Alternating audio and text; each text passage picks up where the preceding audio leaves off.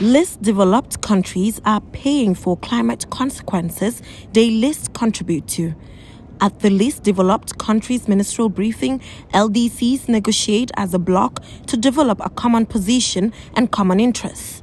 Areas discussed included damage and loss, adaptation, common time frame, and finance, with finance standing out amongst the areas discussed. We have other points where we are still pushing, that is loss and damage, as part of the financing mechanism to support least developed countries and developing countries to finance the loss and damage. Let me give you a typical example from home.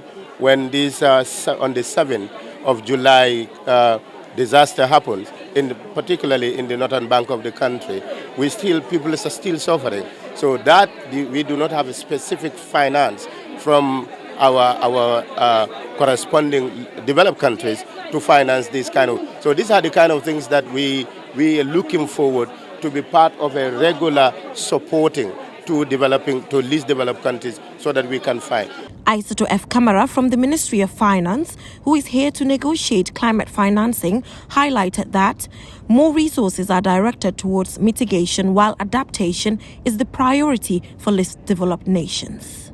These resources towards adaptation are not forthcoming. So we are here fighting very well to ensure that we have more resources towards adaptation. And these resources, to be very specific, it needs to be grant-based, because right now, if you look at most of the developing countries or least developed countries, we have debt burden and we have debt distress in our countries. So it's important that we have grant-based resources towards adaptation. The UK has announced new funding to the tune £290 million to support African governments to roll out critical adaptation projects so at-risk communities can adapt to the impact of extreme weather and changing climates. According to the World Bank, climate change could reduce GDP by 6% in many African countries by 2050, with up to 132 million people being pushed into extreme poverty by 2030. Well, for UK, as a president of the COP, I think they have allocated more resources, and this is welcoming, and this is what we expect of all developed countries, not actually reaching the target that they have set, but at least something must be available.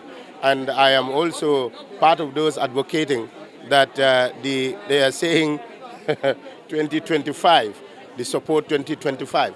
We need this support yesterday, not even today. The support is immediate, and we cannot wait for 2025. We have so many important targets for 2025. For instance, you look at the Gambia, our NDC is the best NDC in the world. We have now entered week 2 of the COP26, and Boris Johnson is asking countries to make bold compromises. It is also important to note that the fossil fuel industry is the largest delegation in the COP26. But the big question is, will that change the narrative? Stay tuned on QTV for COP26 updates. I am Jenna Wasonko reporting from Glasgow, UK.